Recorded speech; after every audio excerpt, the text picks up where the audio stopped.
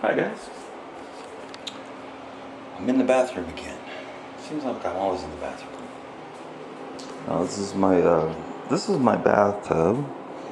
Okay, the last bath I took in here was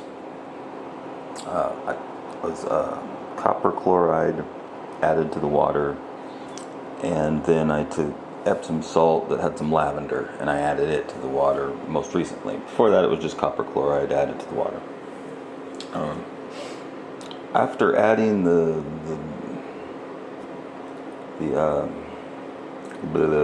epsom salt, I soaked for a long time, and it's heated up right now, so it's all kind of moving. But when it was cool, there was like rainbow colored metallic sheen on the surface, and if you touched it, it would like crack, and then leave a little hole.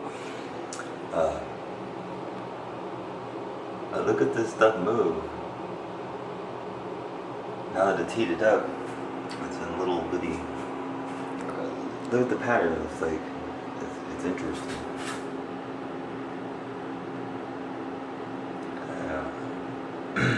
Anyway,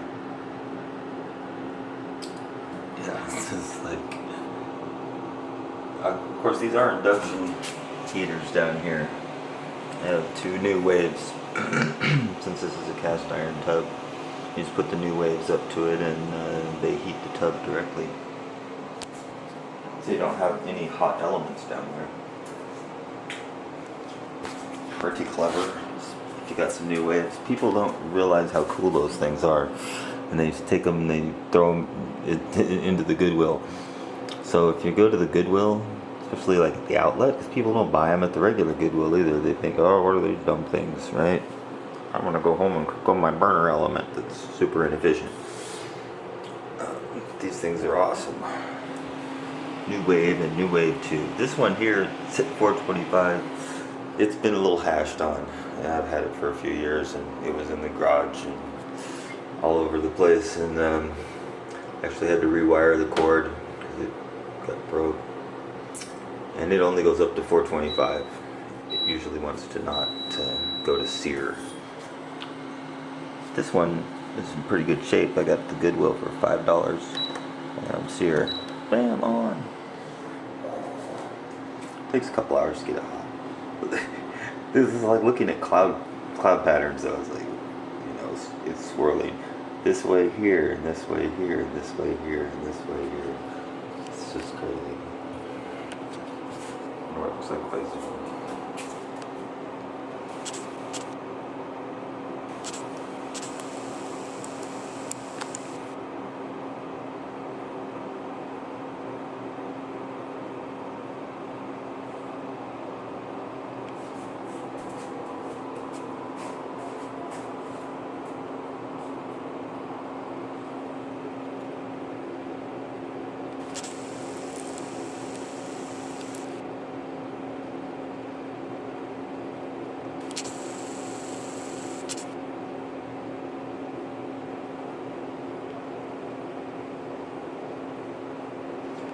Anyway, I'm ready for my bath. I've been burning the stuff off like mad lately, especially around my ears. I'm getting to where I can just hold the candle down here and I can feel the heat spot. And just like let it roll up around my ear. It gets pretty hot and I feel like I'm going to burn myself, but I have not burnt myself yet. I mean, it's gotten hot where I had to look out, but no injuries. It's got to be quick reflexes and pay attention. Don't be drinking and I'm full of sleep and burn. No, don't do that. So I feel like I've got the fungus under my skin on the ropes, and I'm like working the body right up against the ropes. This is what comes out of my skin though. That's the swirling stuff on the surface that when it was cool formed into a metallic. I mean, you remember that jewelry they used to make where they take like they heat with a torch pieces of, I think, titanium or different metals, and they make like a rainbow sheen. It's like a metallic green, turquoise, and magenta, and really bright metallic colors. That's what it looked like. Now that it's all heated up though, it's all swirling around. I don't know if the patterns in it swirling are as a result of the heat being, you know, convected through the water, or the magnetic fields that are heating the tub. I don't think it's the magnetic fields, because the cast iron pretty much absorbs them all. I think it's just from the heat. Anyway, I'm gonna take another bath and let it, because it soaked a lot. There's like this sheen across there, and I've seen it coming out of my skin before. If I go to the river, or to a river that's clean, like Lewis or the Little Willamette or something, where the water's really clear, and I'm sitting in the water, and I'm like just looking down at my legs, and there the water's like up to like here or so, right? And I notice what looks like a slight oil slick running downstream, and I'm thinking, oh great, there's an oil slick running down here somehow. And so I look upstream, and it's not there. And I like look down, and it's coming off of my legs, and it's not really oil. It looked more like graphite.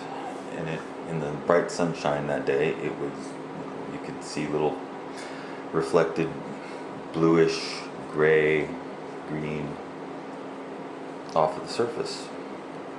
And it just continued. That I sat there for a half an hour with my legs in the water, and it streamed off of me the entire time. And that was a couple of years ago, and to this day it still does it.